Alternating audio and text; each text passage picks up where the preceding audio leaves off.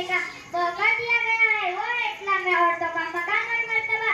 अल्लाह ताला ने इंसान को अशरफुल मखलूकात बनाकर जमीन पर उतारा है। मर्दों और औरतों को अलग अलग हुकूक और फराइज़ और जिम्मेदारियां मुतय्यन की। इंसान ने अक्सर इन हुदूद और क़यूद की परवाह नहीं की और खातूनों के साथ नादावा सलूक किया।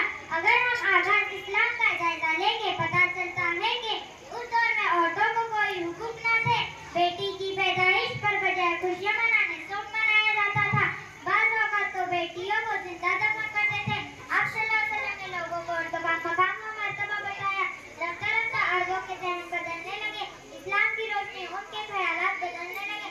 इस्लाम ने औरतों को आला मकाम दिया। इस्लाम की नज़र में इंसानी लिहाज से मर्द और औरत दोनों बराबर है। औरत किसी न किसी सूरत में एक मौसर किरदार अदा करती है। एक मुतवाज़िन और तरक्की याफ्ता के माशरे की बुनियाद रखने में औरत को बहुत बड़ी अहमियत है। कुरान मजीद और सुन्नत रसूल में औरत के मकाम के बारे में सही एक आयत मौजूद है। औरत ख्वाह माँ, बहन, बीवी या बेटी हो, इस्लाम ने इनमें से हर एक के हुकूक और फराइज़ को तफसील के साथ बयान किया है।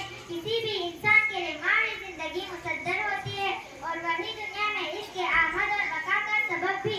इसलिए इसका शुक्रिया अदा करना चाहिए। इसके साथ नेकी के साथ पेश आना और इसकी खिदमत करना औरतों के अहम तरीन हुकूक में से है। माँ का हक बाप से ज्यादा, क्योंकि बच्चे की पैदाइश और तरबियत के सिलसिले में माँ को ज्यादा तकालीफ का सामना करना पड़ता है और इस्लाम ने इन तमाम तकालीफ को सामने रखते हुए माँ को ज्यादा हुस्न सलूक का मुस्तहिक करा दिया, जो इस्लाम का औरतों पर बहुत बड़ा एहसान है। इस्लाम ने औरतों को इल्म हासिल करने का हक दिया। इंसान की तरक्की का दारोमदार इल्म पर है। कोई शख्स या कौम इल्म के बगैर रह नहीं सकता। कोई शख्स या कौम इल्म के बगैर रह नहीं सकता।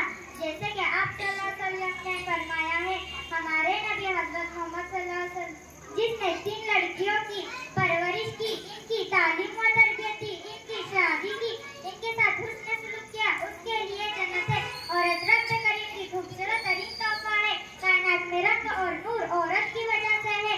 औरत जब बेटी बनती है तो बाप के लिए जन्नत का दरवाजा खुलवाती है और जब बीवी बनती है तो सेवा का आधा दिन मुकम्मिल करती है और जब माँ के दर्जे पर फाइज होती है तो जन्नत उसके कदमों तले रख दी जाती है। ए इंसान, औरत ये जिल्लत की चीज नहीं, ये अकीदत की चीज है। ये वो मखलूक है जिसकी कोख से मूसा और इब्राहिम जैसे हजारों अंबिया ने जन्म लिया।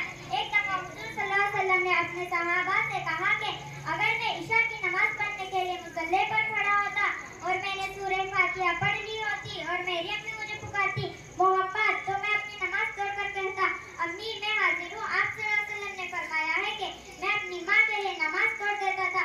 किसी शायर ने क्या खूब कहा है, बेजान जिस्म में जीने की उम्मीद जगाती है औरत, बेजान जिस्म में जीने की उम्मीद जगाती है औरत, अपनी सांस देकर रूह को जिंदगी से मिलाती है औरत।